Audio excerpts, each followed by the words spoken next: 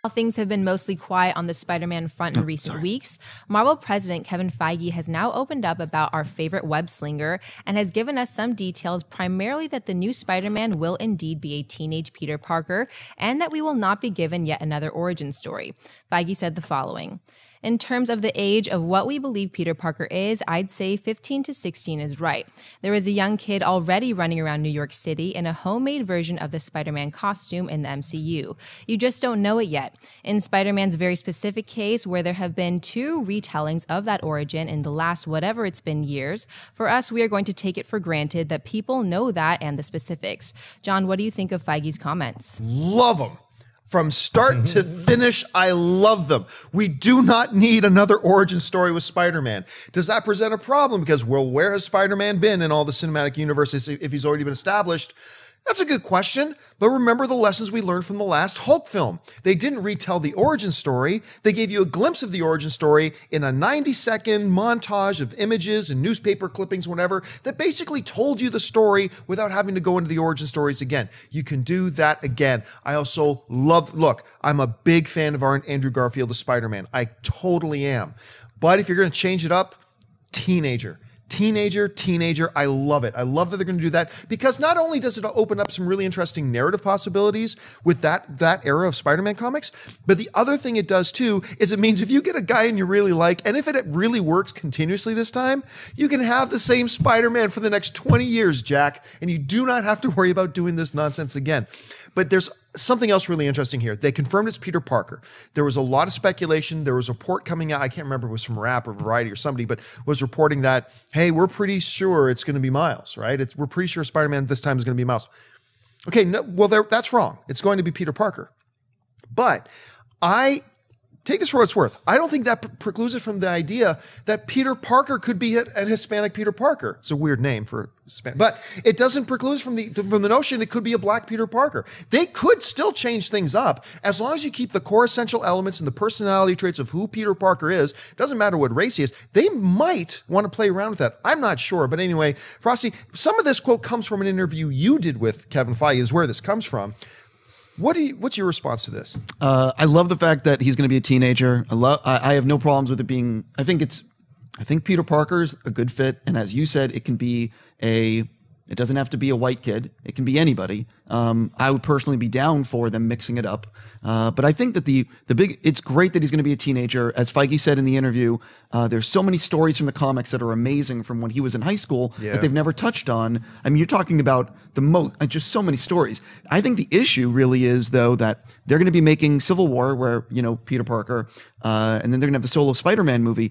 But whoever they cast, say they're going to probably cast an 18-year-old kid. How long before he doesn't look like he's in high school? So how many movies can they really make? I'm telling you right now, it's going to be Johnny Depp. Johnny Depp's going to be your new Spider-Man. No, but this is actually I think it'll be great for the first movie, but then say you want to make 2 or 3 Spider-Man movies, the actor's going to age, and then how does he stay in high school and look like he's still in high school? Because that's another thing with Garfield. He doesn't look like he's in high school anymore. But I think that him being in high school is amazing. I think there's so many stories, and as Feige said, you can play so much with a 16-year-old Spider-Man interacting with Robert Downey Jr. and the other Marvel characters. It's so different to have a kid going with these gods, and having that banter. And that's another thing about casting. Who do you cast that can do that banter with Robert and with, all the other Marvel characters? But I'm so excited, and it just shows why Feige is Feige. Yeah.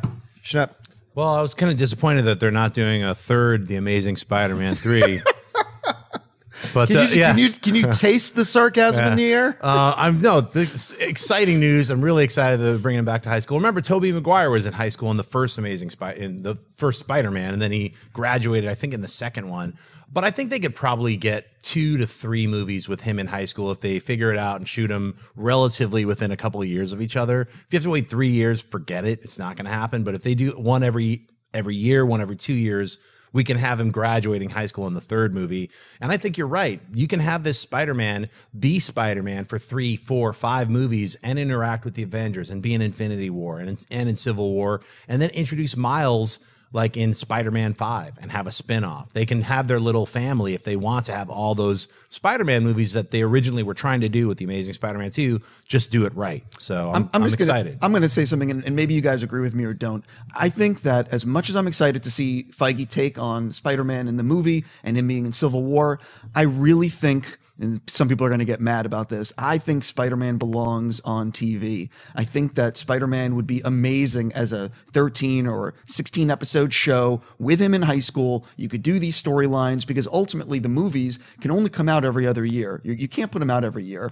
And so you're only going to be able to tell so many stories, but the comic mythology is so rich, and it's like you're going to leave so much on the table regardless. But anyway, that's my take. I would love to see him on TV. The Spider-Man's not one I'd like to see on TV. I think I really like him in the feature world. But I'm going to say this too. I remember, if I'm not completely way far off, I might be off by a year or two.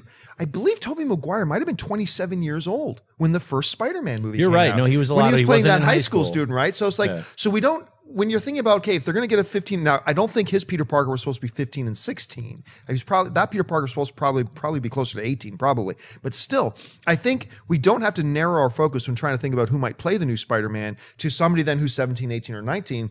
Tobey Maguire was 27. I don't know how old half the cast of the original 90210 were, but I think like one girl was like 30 years old. Yeah, they were in their 50s. Yeah, and you know, at least Andrew Garfield was in his late 20s when he started too. I mean, you could do it. I'm just saying, after watching a lot of Daredevil and seeing what Marvel finally accomplished, I mean, it's so good. Right. I would love to see that kind of a take. It'll never happen because Spider-Man makes $1 billion at the box office, and well, here's the thing: is like Daredevil. That's the elephant in the room, and this is a movie show, but we have to address it because it's part of the cinematic universe. It's part of it. So the way they were able to do Daredevil, I haven't even been able to watch all of them yet. I was really excited to get through it. But if they are able to do that and keep dipping in and out and weaving around, I think Daredevil did something that Agents of S.H.I.E.L.D. hasn't been able to do yet. It actually felt like I was watching a comic book, something, not a movie, but a TV show. They were just able to get all the characters, but set it in the universe. So I'm hoping they can keep doing that.